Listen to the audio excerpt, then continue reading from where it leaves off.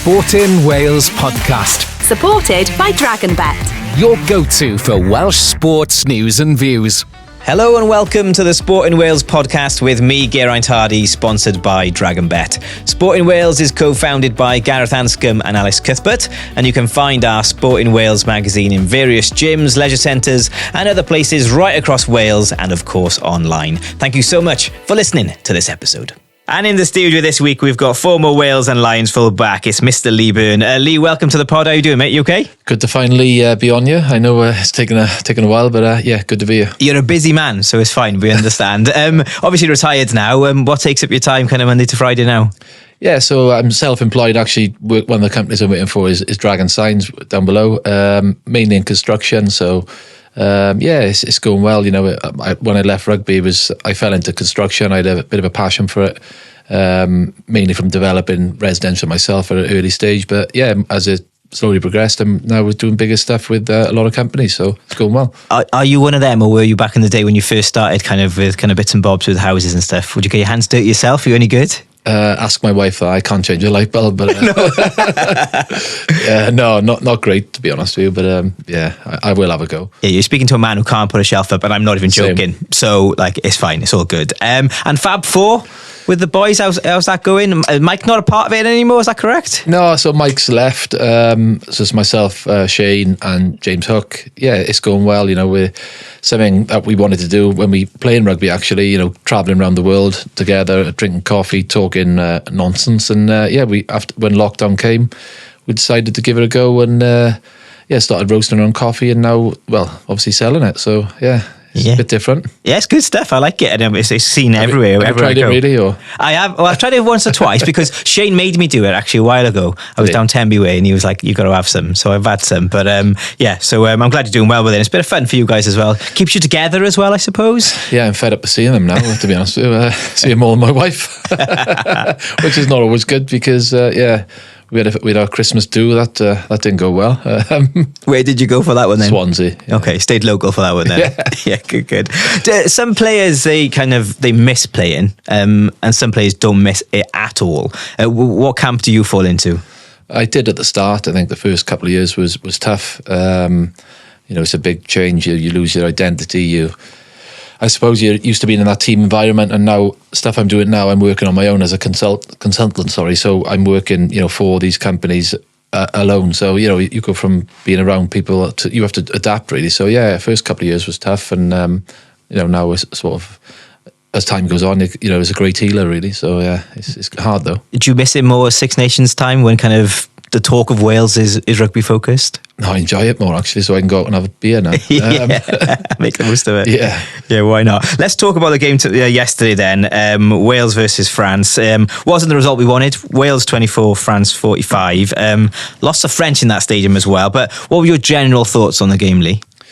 Yeah, we were going well, I think, up until 20 minutes ago, and you see what happened with the power of the pack that came on, a bit like South Africa in the World Cup when they brought that pack on.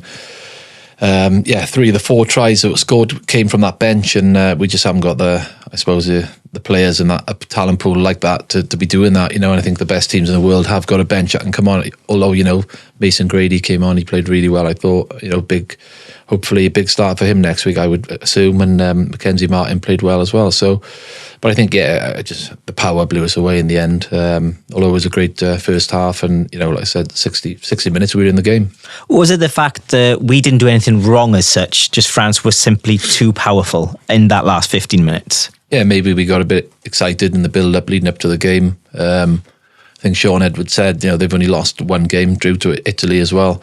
You know, and apparently there was a crisis. He said it after the game. If you think about it, you know, they were one of the best teams in the world. You know, but yeah, at home we fancy ourselves against anyone, and you know, especially in the Principality with a crowd behind you. So I'm expecting big things, big reaction from next weekend against Italy. It's a huge game, isn't it? Yeah, it should be a good one. We'll get on to Italy in a bit if we can. But Gats did say that potentially we overplayed a little bit in that last 15. The subs that came on as well didn't really have the impact we want. We've seen it in the opposite way before. The Scotland game is an example of that. The subs came on and they kind of won us the game. Would you agree that kind of the subs didn't have the impact we'd wanted in that kind of last 20 minutes? Yeah, forced a few passes as well, a few missed passes that, you know, probably should have gone to hand, but I think that's international rugby, and it's a quick learning curve. You've got to be, on your game 80 minutes. And again, momentum. It's all about momentum. And the last 20, France just got on top, and we couldn't live with the power. I think, obviously going to France as well, they got a massive game as well next weekend. So, it's going to be interesting finish to the tournament. They said yesterday, lots of people were saying it. Warburton said it. Howley mentioned it as well. Physically, we couldn't cope with them. Sam Warburton said, we're going to have to find them bigger players. That's not possible. So what do we do? How do we match these teams that bring that physicality against us? Yeah, I think, years gone by, Gatland's had a great, decade, isn't he, with the players that have come through and, been world-class. And there are world-class players now in that team, but I think it's going to take time. It's going to take a while for, the next generation of, Sam Warburtons and these, massive world-class players to come through. And, I don't really know, to be honest. I think that the depth in the Ospreys, in the regions isn't particularly in a good place at the moment. The crowds are coming back slowly. It all builds and it's all adds a massive effect on it, I think. So, I just think probably we've had a good time with Gatland, haven't we, over the last decade with wins and, expecting a win. But, it's not going to plan at the moment. Yeah, we'll see what we can do about that in a minute. But what did impress you on the pitch then? The centre partnerships, Joe Robertson, Owen Watkins, was a big call, one that shocked us all, really. How do you think they got on? Yeah, I think they went well the first half. I think they both played well. Although I think there's maybe a big ask in this week for Mason Grady to come into the centre. I'd like to see him play there. Although I know he came on the wing. But yeah, that was positive. I think Owen Watkins put his hand up again. He's been in and out, but he really stood up, I thought. That was positive. Rio Dyer, for me, was excellent on the wing. Probably his best game he's had in the Welsh team, I think. And again, I think people like Mackenzie Martin, when he came on, he really stood up as well. So, yeah, lots of positives, but I think it's just all out on the line this weekend, really. How do you see it going this weekend? Because we need to win. We're 11 losses out of 12 in the Six Nations, which is not good reading. If we lose, we will be bottom of the Six Nations group. We know that. What do we do to beat Italy? Because they're going to be coming, fancy themselves. There's no doubt about that. Yeah, it's the Six Nations all about momentum, and Italy have got that at the moment after they win, they draw. We haven't got that, so I mean it's going to be really tough. And Italy is the hard team to play when they're not at their best. They'll give everything, but I think we've lost to Italy prior. They're coming here with no fear anymore, like a lot of teams, I think. So we just got to front up really, and it's 80 minutes and it's going to go down to the wire, I think. Yeah, and in centre then, what do we do? What would you like to see happen? We'll talk about what you think Gats will do in a bit, but who would you like to see start in centre? Does George North come in for you if Mason Grady's involved in as well? Yeah, maybe that'd be a big centre partnership, wouldn't it? But no, I think game plan wise, I think first half we went away from what we were doing well. We were playing loose. The moves behind were great. We went back then to a kicking game with a couple of loose kicks put up onto the wings, and I thought that was wasn't really gaining any advantage territorially, but they were just sort of kicks to nothing, and I think that's what we can improve on. Italy are going to come with a massive competence, like I said, so we got to front up.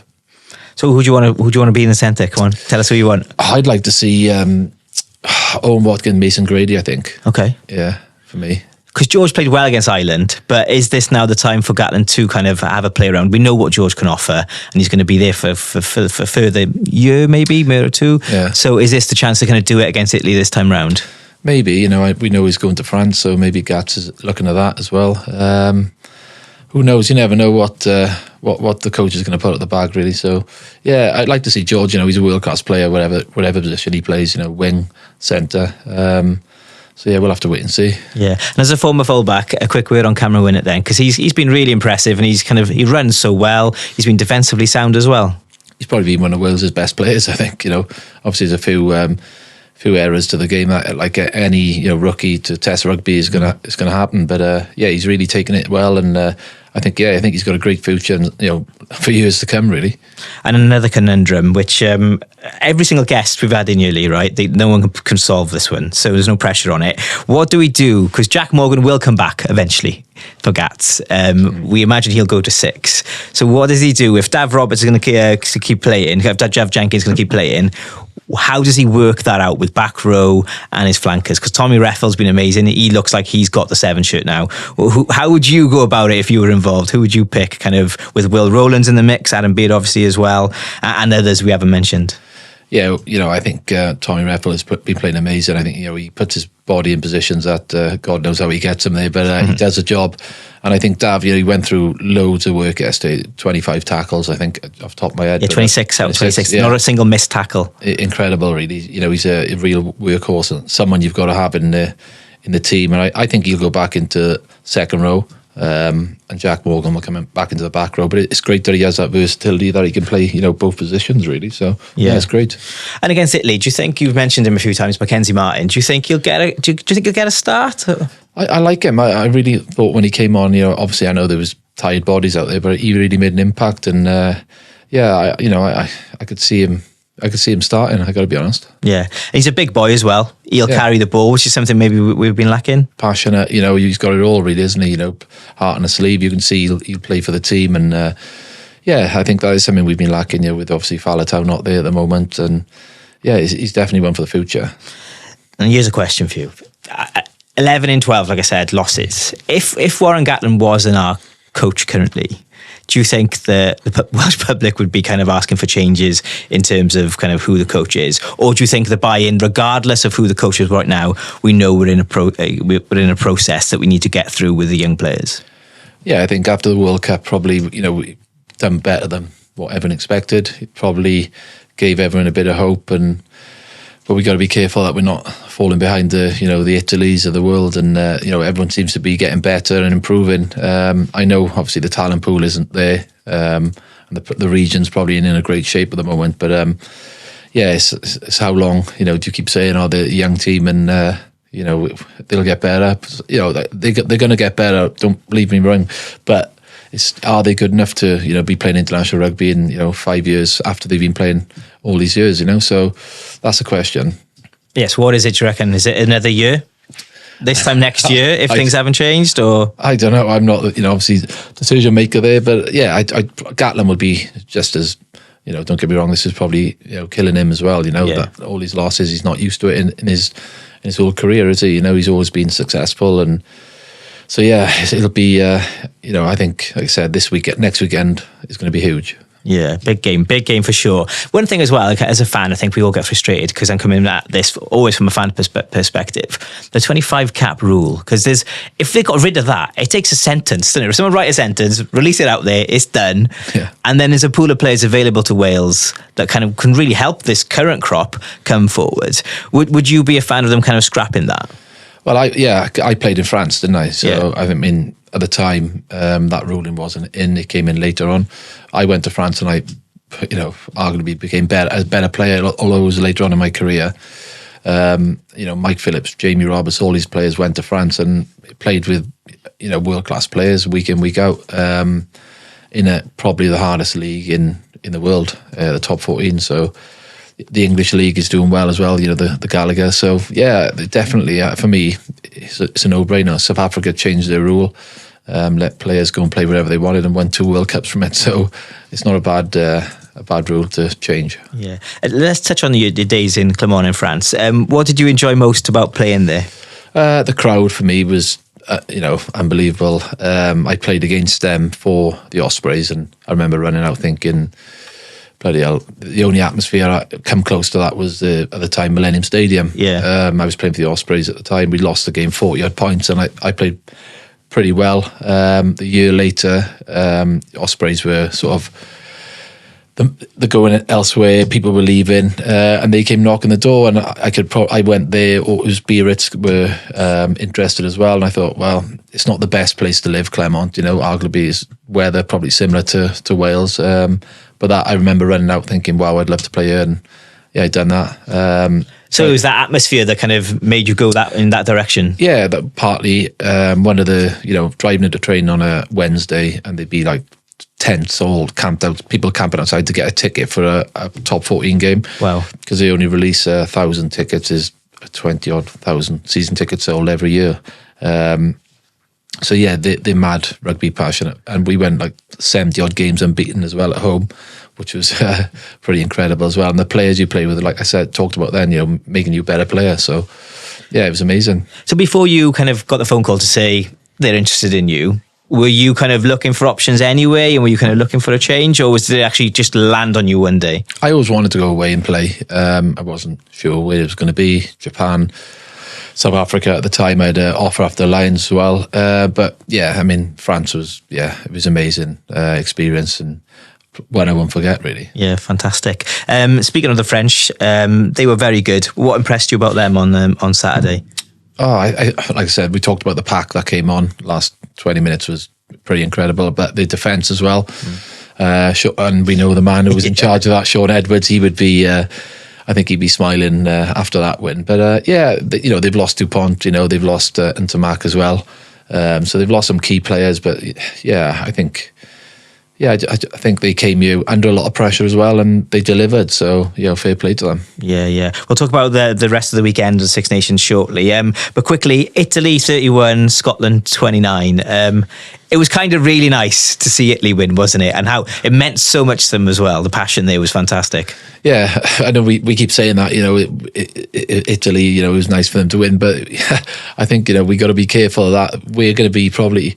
Hopefully not, but people might be thinking that about us, and Italy, they're a team to be reckoned with now. Went close to draw, beating France with that last kick of the game, beat Scotland. So, and Scotland have been, playing really well. So, yeah, I think that there was a big statement for them. They've come under a lot of stick, and people saying they shouldn't be in the Six Nations as well, and all that sort of stuff. So, it was delighted for them, really.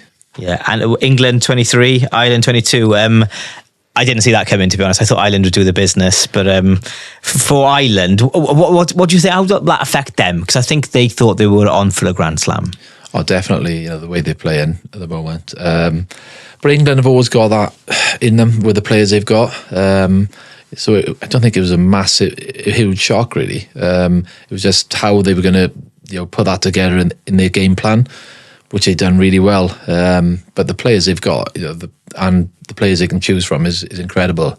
So England are on the up. I think we'll see if they can back it up this weekend. That'll be the big challenge. Yeah. Do you see Ireland making it all the way? Do you think they'll get the win on the weekend? Yeah, I think they will. I think Ireland will take the championship. Obviously, Six Nations is to win the Grand Slam is hard, but they'll win the championship, I think, on the weekend. And then that last game, then England France, 8 o'clock kickoff. That could be an amazing game of rugby, because if they know that Ireland have won the title, they'll just express themselves. We could have a tri-fest to finish the Six Nations. It's England you're talking about now. I'm not sure about that. A few drop goals, maybe. Yeah, fair enough. Great stuff. Okay, so we're looking forward to the Six Nations weekend. Let's turn our attention to football if we can, and we're going to do that with a man who knows Cardiff City and the South Wales derby very well. Let's welcome Robert Earnshaw to the podcast. Robert, how are you doing, mate? You okay?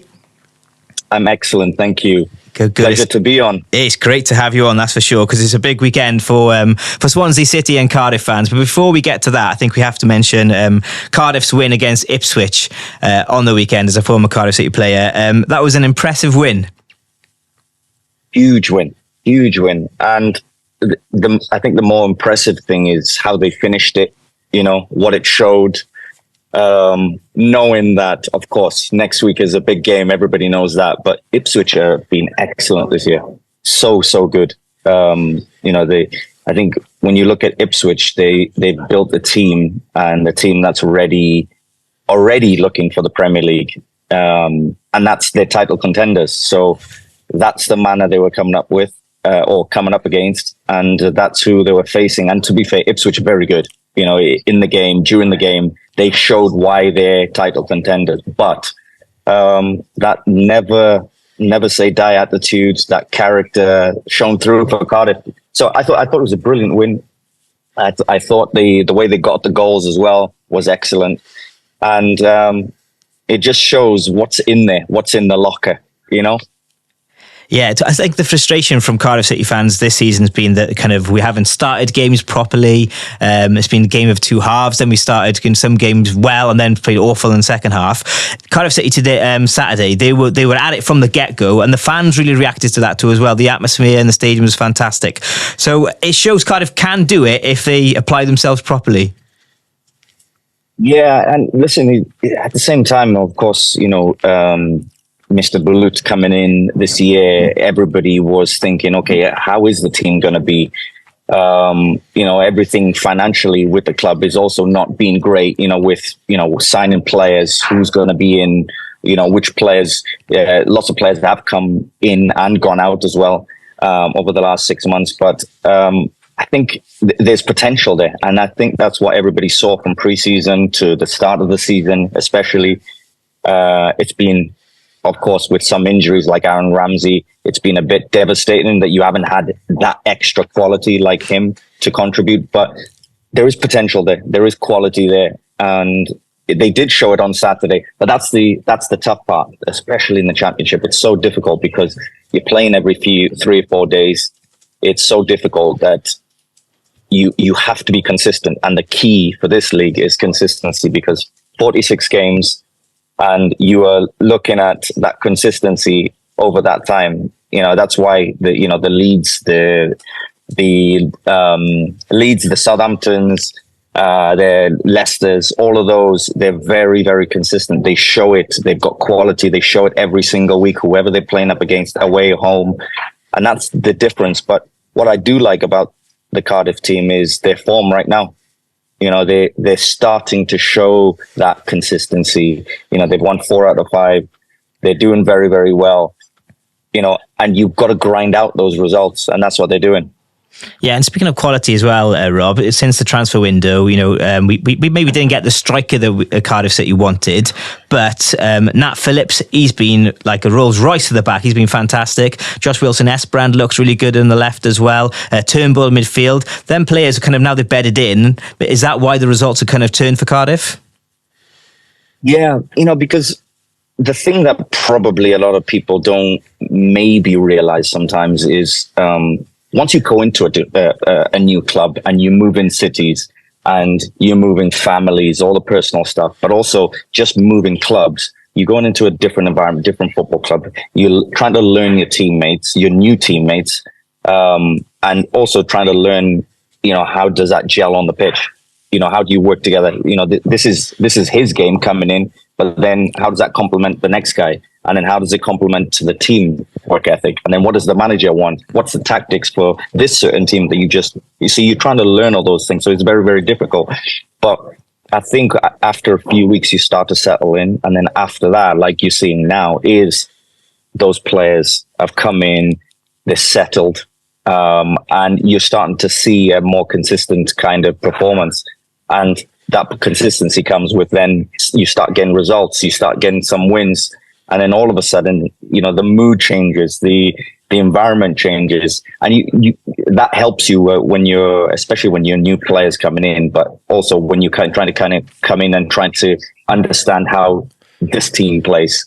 But listen, they're doing very, very well, especially right now. But I like that, there's a real grit, there's a real hard work about the team as well, because that's the other thing that you've got to kind of match as well, is that, when you play for Cardiff City, you have to give everything for the shirt. That just is what you're kind of there to do. And I think they're showing a lot of that. Yeah, it's great to have Callum O'Dowda back as well, because he's really quality. But let's flip to Swansea as well. Luke Williams now, it seems that he's slowly getting his style on the players. You talk about kind of time to bedding in, but Swansea been kind of, have you seen the improvement in them from the games you've watched of them? Yeah, of course, they've had their ups and downs this year. It's a couple of different managers. Obviously, Russell Martin leaving as well last year. I think that was a big shock for the club, because that also impacts how Swansea have been, their playing style. And you've got a couple of different managers this year. When you've got a couple of different managers and they all maybe similarities but different instructions, that's what you kind of get from different teams and different managers. But I think slowly, with Luke Williams, I think he's starting to understand, okay, how does my team, what's the qualities, who gels with who, which players is the right players to play together, all of those things. I think slowly they've started to kind of do a little bit better, but they've had so many ups and downs, and it's been a very, very difficult season for them. because no way were they expecting to be in the position that they're in. They're in 15th and really not that far from that relegation, and it's so competitive down there. There's only 5-6 points between the kind of that bottom 10, 11, 12, obviously apart from Rotherham, but it's so difficult. And Swansea have found it difficult with all of those inside house problems that they've had this year. But listen, they're also a very good team. They've got good players, so you can't kind of get around that as well. They've got quality, and obviously, people like Ronald, who they brought in, has been bright, to even a bit more playing time from people like Joe Allen. The quality, and I know him especially, but the quality that he has as well. So they've got some good players, and that's I think what you kind of starting to see a little bit better performances wise. Yeah, it's a crazy league, the Championship, isn't it? I mean, leaving League One and League Two, they're all crazy tight on the top of the Premier League this season. But, if Swansea, if they win, they can put some gap between them and the relegation zone. But if Cardiff manage to get a win, then maybe fans will seriously be talking about actually they could put an assault on for the playoff spot themselves. So let's get to business then, Rob. How do you see the South Wales derby going? Who do you fancy to win it? It's obviously down in liberty.com. Swansea or Cardiff? I think, right now I'd definitely probably say Cardiff are going into this favourites, to be honest, just because I feel like Swansea have done all right recently, but Cardiff are in really good form. Like I said, they've won 4 out of 5. They've got it, picked up a few wins, but I think the key is the momentum, what's building for Cardiff, and they're both going to have different kind of agendas. I think Swansea are more looking at, let's get away from the relegation. And Cardiff are now starting to think, well, hold on a minute. We're only about, 5-6 points off playoffs. So that is maybe starts to kind of pull you in that direction. Whether you know it or not on the pitch, you kind of start to think, well, let's see where we can get to, actually. We picked up a couple of wins. We just beat Ipswich. We weren't expected to win that at all. Okay, let's see what we can do. But I feel like Cardiff will be favourites in this, but listen, it's always difficult. I remember last year we were doing the game at Swansea last year, and Swansea, to be fair, outplayed Cardiff, and a man sent off as well. That is also what you got to keep in check. That emotion, that what goes within the game. It's a huge game. It's a huge game. So you've got to keep that emotion in check, and play the game. Don't forget. It sounds so easy because fans sometimes don't, it's like, oh, of course you're going to play. No, sometimes you get over emotional, build up during the week, going into the game. It's a big derby. Everybody wants you to do well, but you've got to remember those things. Once that calmness and composure has got to kind of come in on the pitch. And that's the most difficult thing as a player in a game that is fast and quick, and there's so many tactics going on, and the speed is very, very quick. The intensity is very, very quick. You've got to keep that composure when you need that quality. We'll come to Lee on this in a minute as well with derbies and stuff. But Robert, obviously you're a Cardiff boy, so you understand kind of that derby and what it means. But even if you played in other derbies in your career, does that emotion affect players that are not involved in the club kind of with their heart as well? Is the buy-in there, especially with modern footballers these days who move around a lot? I think for me, players start to understand it, but it's not the same. It's never the same as if you've kind of grew up around it. I think the ones who kind of play with their heart in their, in their heart on their sleeve is so to say in the way they play. They're very emotional, very invested. I think those understand it, those get it, those really buy into what the occasion is. But it is understandably so. It is more difficult for somebody coming in, and maybe it's their first game, or they're pretty new to the rivalry, and they're trying to understand it. But listen, in the end, when you go out, when you're playing, you're professional. You're invested in your team winning, and invested in you trying to do everything that you can. I don't mean that. I just mean more in the understanding, the emotion, the heart. Those things inside the game. Yeah. Does that make sense? Yeah, totally. Yeah. There's nothing better, Lee, than like being a fan, seeing a player like matching your energy from the terrace, if you know what I mean. You're like, yes, he's up for it like us. Do you know what I mean? In rugby, I suppose, especially kind of in the URC now, there's less derbies, I suppose, because you play each other more often. But like Wales, England, that's the derby, I suppose, that you had in your head, right? Well, you say that. A lot of not hate, but Ireland. That's another big one, I think. But yeah, England, obviously growing up in Wales is the big one. You always want to beat England. I've been on the receiving end of a couple of big losses and a couple of nice wins. So yeah, going back to what Rob said there, I think the derbies, it takes time for these players. They got to play in one or two of them before they realise that, Osprey Scarlets, we had the Nicky Walker, Scottish, Tommy Bowe, Irish players, the Kiwis, and then after two or three of them, then they realise how much it means to the fans and to you as a local boy. So I think some of the new players from Cardiff will probably have this game, and then in the next year they'll be better prepared for it and really feel it then a bit more. Yeah, I suppose, Robert, after the Cardiff City game in Cardiff City Stadium against Swansea earlier on the season, every single person in Cardiff knows who Ollie Tanner is. Do you know what I mean? Because that's the insignificance of that derby game. Oh yeah, absolutely. I mean, and Ollie Tanner is an actual case for it this year, where he announced himself to the Cardiff fans as well as in that derby, in that big moment of delivering big goals, and then he got the penalty as well for Aaron Ramsey a bit later on. So it's brilliant.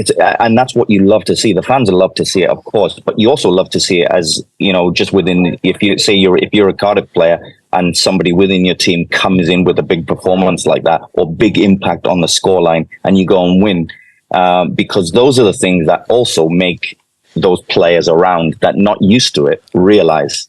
And that feeling, once you do win, if you win a big derby like that, then your players kind of in that dressing, they start to feel that emotion, they start to feel that investment and that buy-in, and those are part of it as well, as well as all the fans reminding you during the week, or probably the 2 or 3 months before normally, that how big it is. Even those things I think matter as well. But listen, the game this year, last year even, earlier in the season, for Cardiff was so big, and they came out and won it.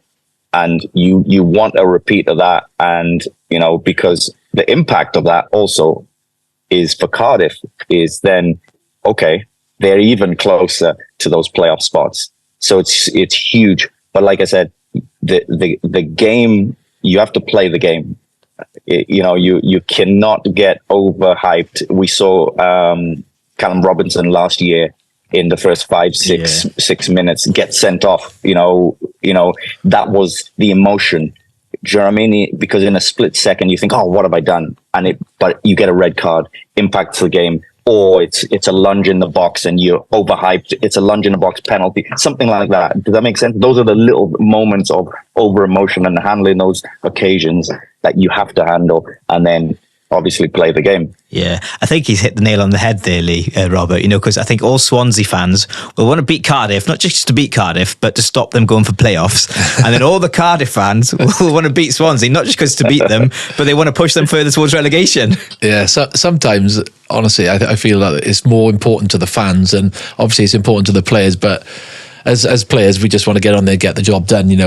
You play against these players week in, week out, but I think the fans like to take it a step further, and for them, it's more. It's a big occasion for them. Rightly so. If you're playing your, Osprey Scarlets, 10 minutes down the road, it's bragging rights, isn't it, for the family? Yeah. So where does your heart sit in this kind of Swansea Cardiff divide? Because I think I'm not getting involved. Are you Bridgend boy originally, right? Yeah. So do you kind of sit in the middle and kind of let them scrap, or? Yeah, sit in the middle. I think I'm not saying anything on here now.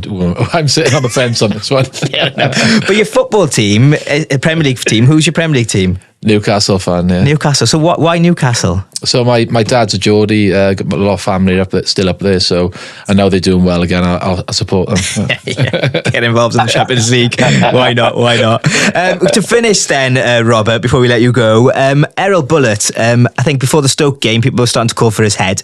We roll on 5 games. They're 5 games undefeated, 4 wins from 5, like you said. Would you urge Cardiff City fans, and it's a big if they beat Swansea, not to get carried away with the playoff idea? Because Bullet did say when he was under attack in January, we are a mid-table team that just started the season well. Well, I mean, he's right. To be honest with you, he is right. Right now, they're in 10th. They're 5 points off playoffs. They're kind of overachieving, in a way of being that close to the playoffs, because there's some quality there. There's teams that are consistently winning this year. So it's very, very competitive. More competitive this year than I've seen in a long, long time for the championship. But I think what he means is, I think there was a lot of things going on. Obviously, players coming in and going out as well over the last 6 months, and including when he came in as well. Everything's fresh and brand new.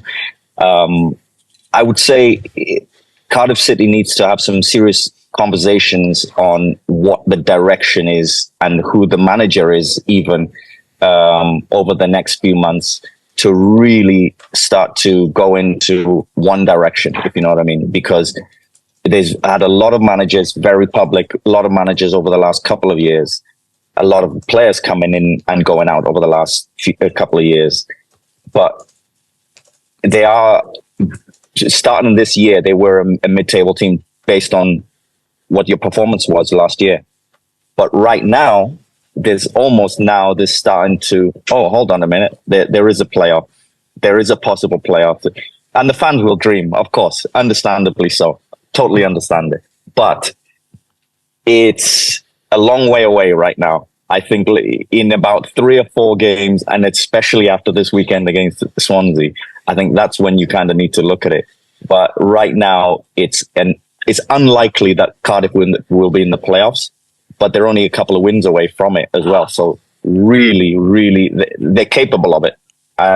So the fans can believe, but as a player, you don't really want to be thinking about that, because you want to be thinking about what the game is, what you do against Swansea, what you do against in the next game. You kind of want to keep your head in that and not get too emotional in what the fans are dreaming about, the playoffs, because everybody will remind you, you're only 5 points off. If you beat Swansea, this is going to happen. This is going to. So you kind of want to push that away, because you're trying to solely focus on that week and what you're doing and that next game. Fantastic stuff. Robert, it's been great to have you on. Just before you leave quickly, can you still do a somersault? Absolutely. Yeah. It's still in there. I've seen him on Instagram. I've seen the shape on him now. He do 2 now. In the best shape of his life. Great stuff. Robert Earnshaw, thank you so much for coming on, mate. And let's hope for your sake it's a Cardiff City win on the weekend. I'll be watching. I'm excited for it. It's going to be a big game. Cheers, Rob. Nice one, mate. Robert Earnshaw there. Legend. He can probably do 2 somersaults now, probably, can't he? Do you know what I mean? Yeah, did you ever try something like that? No flexibility in my knees. So. Look, keep it simple if you scored. Did you have a celebration of some sort? I'm trying to think if you had one. No, not really. You scored a fair amount of tries for Wales, so to be fair. He used to chuck the ball into the crowd a few times. I don't know why he used to do that, mind you, but yeah. That was it. Make the ball boys. Girls earn their money. Great stuff. Okay, let's switch our attention then to Dragon's Bet then. And to do that, we welcome James Lovell. DragonBet, the bookmaker of Wales with the best odds on Welsh sport. Please gamble responsibly. Hi guys, how are you doing? Lee, I'd have to disagree with you about your flexibility in your knees. I've seen you in a few nightclubs in St Mary's Street, and those knees were going all right then, I think. After a few beers, yeah. That's what alcohol does to you, gives you confidence like you've never had before. What was your dancing skills like then, James? If you can't just chuck Lee under a bus. Right under. I've gone right under. How was your sporting weekend, James? We dodged a bullet this weekend. We had a VAR decision that saved us a 40 grand payout. So it was the West Ham game. I didn't even know about it until afterwards. And someone said that was a bit lucky. So the West Ham game finished 2-2, but I think there was a VAR decision in the 88th minute. So saved us from a massive payout. So when they say you can't be good looking and lucky, they're lying. We're fine. So you're the only one happy with VAR at the moment then? Oh, loving it. Absolutely loving it. It's a lot of money, that. But listen, Cheltenham's on the horizon this week as well. So you must be quite excited for that. Oh, it's a massive week. In terms of bookmaking, it's a Goliath. So these 4 days they'll make or break our year kind of thing. The money we'll take over the next 4 days will match most of the rest of the year combined. It's on a different level. So very excited and very nervous. Any going to bed tips tonight? Yeah. Any tips? Well, we've got a few. Cheltenham. So I've heard that. So there's a Welsh horse that won last year in the Fox Hunters, which is running on Friday. That's called Premier Magic, and I hear that is burning up the gallops at home. Lee So that's Byrne, one to right? be on. Those listening on the podcast and not on YouTube, he's getting his phone out to make some notes. You can make notes. That's fine, Lee. That's completely fine. So what was that one? Sorry, the name? So that's Premier Magic in the Fox Hunters on Friday. So it's the race after the Gold Cup on the Friday. It's it won the race last year, but he's meant to be working really, really well at home. So I'll have a few quid on that. That'll probably stop that one. I'll get that bet on before this goes live, so everyone else will bet on it then. There you go. Exactly. And we had Lorcan Williams in last week, didn't we, guys? So Yes, he's we did. riding. He's riding a horse. So he's a jockey, very talented jockey. He's riding a horse called Quebecois, which is a bit of a French name. That's running on Wednesday. That is 16-1. And he said on the pod, he thought he had a bit of a chance. He said off air, he thinks he's got a very good chance. So that's on Wednesday, a horse called Quebecois, trained by Paul Nichols in the Champion Bumper. Okay. So if both of them win, I won't be on next week. I'll be off on holiday. Great stuff. Well, there's your top tips. And also remember, our Cheltenham special is available if you listen right now on the Sport in Wales podcast as well. So check that one out. It was a good one. Very interesting. Okay, let's turn our attention back to the South Wales Derby if we can. We'll go to rugby and Six Nations after that. Robert Earnshaw, we just heard his thoughts now. How are the bookies looking at this Derby weekend? So I had to double check last night because we have got Swansea evens, but that seems like a really short price to me in a derby. I don't know about you. Would you want to bet? Do you think they got a 50% chance of winning, taking out the draw in Cardiff? I mean, It's a bit of a short price. it's a derby. Anything can happen. And I do think, form goes out the window a little bit in each derby, and first 10 minutes are always big. So, I mean, I'm not going to tell the bookies what to do with their odds, I'll be honest with you. Never beat. Well, yeah, so we got. Oh, you will. Nearly did. One for VAR. So Swansea are evens, Cardiff are about 3-1, and the draw's just over 2-1. But as Ernie was saying about we're going to have loads of specials on there. Obviously, big games, so we'll have all the best odds on Welsh Sport as normal. But we're going to have loads of card markets up because last year, obviously, we know what went on with the red card, and I think in the Swansea game when they played at Swansea, was there 6 yellow cards and 1 red card, and when they played at Cardiff last year, there was 7 yellow cards. Okay. I think there was only 2 yellow cards this year when they played at Cardiff. So we are going 3-1. There's going to be 7 yellow cards or more. And we've also got odds on which team will get the most yellow cards. So we think Swansea will get 5-4 will get more yellow cards than Cardiff City. Okay, interesting. That makes sense on a derby day. And so lots of specials will be there for the South Wales Derby though, yeah? Yeah, loads. We've got all the player markets and all the rest of it. I mean, we got Jerry Yates is pushed out to 9-4 to score a goal at any time. Jamal Lau, he's 11-4. Liam Cullen, 11-4 for Swansea. Loads of markets. I won't bore you with all the odds, but check out the site and they're all there. Okay, fine. Now, League Two, games coming thick and fast there. Newport and Wrexham both play Tuesday and Saturday. Newport go to Morecambe and Wimbledon. How are you seeing the odds for them? Yeah, so Newport, we think they'll beat Morecambe. We're 21-20, so just over evens. But we think they're going to struggle against Wimbledon, so they're 4-1 to beat Wimbledon. Wrexham, on the other hand, we think they'll win both their games quite comfortably. So they're 4-11 to beat Harrogate and 4-6 to beat Tranmere. Okay, to put some context into that, Newport play both teams, Morecambe and Wimbledon. They're both above them in the league. And then Wrexham both play Harrogate and Tranmere, like James said, but both of them are below Wrexham in the league table currently. So kind of a tough week for Newport, definitely on the horizon. But Wrexham, I fancy them to win both. And that's going to be my charity bet for later on, by the way, James, just for you to know. Where are Wrexham at to win the league currently?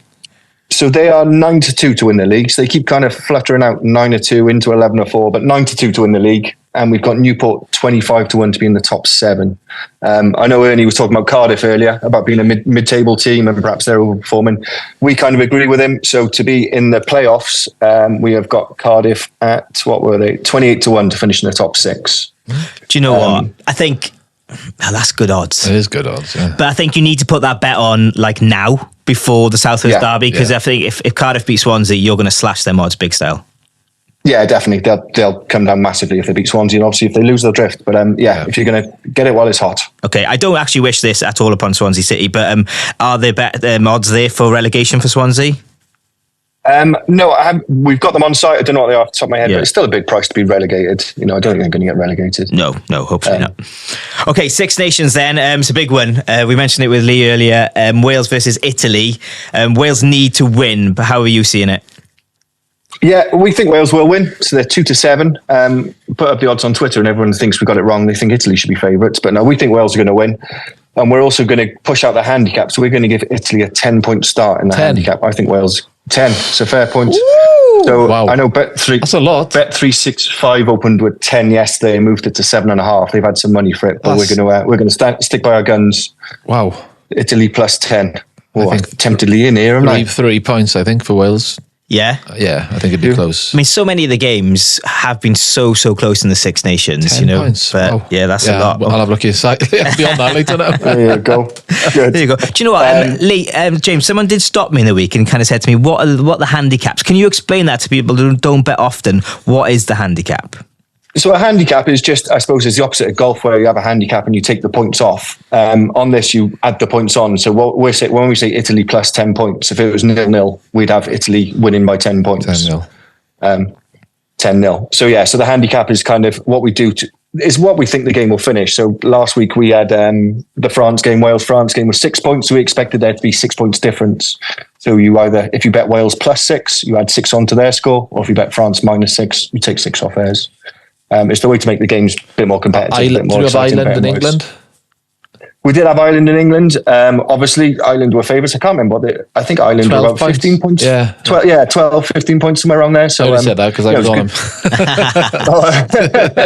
them. Good job you're not bitter about it, Leah. Well, there we go. There's the handicap explained, especially for the person who stopped me outside of Schoolgate the other week to ask me for clarity on that. Let's specials. I take it there'll be loads of specials on Wales, Italy on the website. Yeah, loads of specials. The popular one every week seems to be the most successful tackles. So we're going 4-1 Tommy Reffel to have the most tackles. We'll have all the line breaks. David Jenkins, by the way, won the most tackles last week against France. Yeah. So we got him at 5-1 to make the most tackles. And we've also got Wales to finish bottom, which is quite complicated. So Wales get the wooden spoon. They're 5-4 to get the wooden spoon. I think basically they got to beat Italy by 6 points, and then bonus points comes into it and all the rest. Yeah. Yeah, so 5-4 to finish bottom, which isn't pretty reading, really, is it? No, not at all. But you also had 100 tournament points thing going on for Wales as well, which loads of us last week were like, they'll never get to 100 points in the tournament. But they only need 29 now, 29 points scored against Italy, and they've hit that target. Yeah, that's right. So we started off, I think we put them at 5-1 to get 100 tournament points at the start of the tournament. Like you say, they're 29 off it. So we're now 4-5. So we think they'll just scrape over and get 29 points in the next game to get over the 100 collective points. Okay, and to finish, Scotland to beat Ireland and France, England. How are we looking at them odds? So Scotland are 6-1 to beat Ireland, and that is a 15-point handicap. And France are 2-7 to beat England, which is a 9-point handicap. I don't know what you think, Lee. France, England? Where do you see it there? France, I think, at home. Do you? Yeah. Friday. Yeah. Late kick-off, yeah. Definitely. I think they played yesterday like you'd expect them to play through the whole tournament, really, didn't they? Especially second half. So I think they've come a bit good. England have had their one performance now, I think. Yeah. France, could be right. Yeah. A lot depends, I suppose, on the result of the Scotland-Ireland game, because if Scotland somehow get a victory against Ireland, it could change kind of England's focus on the game, because they could actually potentially get the title. But I think England have had their one win, and that's it. Hope so anyway. No offense to the English out there listening. James, okay, enjoy Cheltenham, I suppose, mate. I hope you're in one piece when we see you next week and you're not a broken man. Yeah, me too. Pray for the bookie, eh? No one wants to see a bookie lose. Get on your prayer mats. Yeah. Think of the children, as you always say. You got to feed his kids. Do you know what I mean? Oh, your charity bets, Kat. Oh, yeah, the charity bets. Yeah, sorry. Yes. Yeah, sorry. My charity bet is going to be a really simple one this week. I really fancy Wrexham to win both their games in League Two. So double on Wrexham for me. That is really boring, and it's only 5-4. But as is you, I'm going to push it out to 6-4. So Wrexham to win the 2 games, 6-4. Okay, a little boost. Do you know what? It's all about the big pot. If we get these little wins, little 1% all the way, we'll be okay. Lee, where are you going to go on this one? Wales, Ireland, and France. I think treble. Oh, wow. But Wales, Ireland, and France treble. Okay, I'll have to work that out. I got told you were going to do Wales by 3 or more. And well, I did change my mind last minute. Sorry. Okay. No problem. That's what he does. He's the guest. He gets to do whatever he wants. Do you know what I mean? Exactly. I've done my homework and didn't have that right. So give us the odds. It was going to be Wales win and an Ireland win, right? Yeah. What were the odds for that? plus. So I got told it was Wales 3 or more to win by 3 or more, and Ireland by 7 or more. Yeah. That works out just over evens. Or if you want Wales to win by exactly 3 and Ireland to win by exactly 7, that's 33-1. No, that's a bit no, I think that's not going to happen. Bit too tough. No, go the first one. Go the first one. So, Okay, well, right. Let's go the first one in, yeah. Lovely. Wales to win by 3 or more and Ireland to win by 7 or more. Good. Hopefully we'll put some money in the charity pot. Yeah, hopefully. We got there in the end. Okay, James Wicked, I do mean it though. I hope you enjoyed Cheltenham. I know it's a big week for you. Yeah, thanks, boys. Be lucky. Good, All right, take care, mate. There you go, James Lovell there on the pod. And for you listening, remember, all your betting needs are covered from the lower leagues to the top leagues with DragonBet, the only place for Welsh sporting fans to bet. So get involved with the bookies that look after Welsh sport, but of course, please gamble responsibly. There we go. Lee, thank you so much for your time and your company today. It was really good fun. What's your plans for the week? Cheltenham on Wednesday. Nice. So yeah, that'll be fun. Got a few tips now, so hopefully not going to be skint coming back. I was watching an interview with Wayne Rooney on the football on the weekend, and he said that Alex Ferguson never told the players his tips at all. He'd keep it to himself. Did he? So are you going to go there to Cheltenham with your mates, going to tell them, or keep it to yourself? Keep it to myself, because you make that mistake and it ends up losing. So. Yeah, backfires on you. Everyone's blaming Lee, man. You told us I was going to win. Yeah, I know the feeling. Okay, well, enjoy Cheltenham as well, Lee, and thank you for your time. And it's great to have your company as well at home or wherever you are listening from today. Remember, we'll be back next Monday for more Sport in Wales chat, and you can follow us on our socials. Just search Sport in Wales. Tell your friends about us and share the love, and we'll catch you next week. Wherever you go, wherever you are, enjoy your Sport in Wales week. Sport in Wales podcast. Supported by DragonBet. Your go-to for Welsh sports news and views.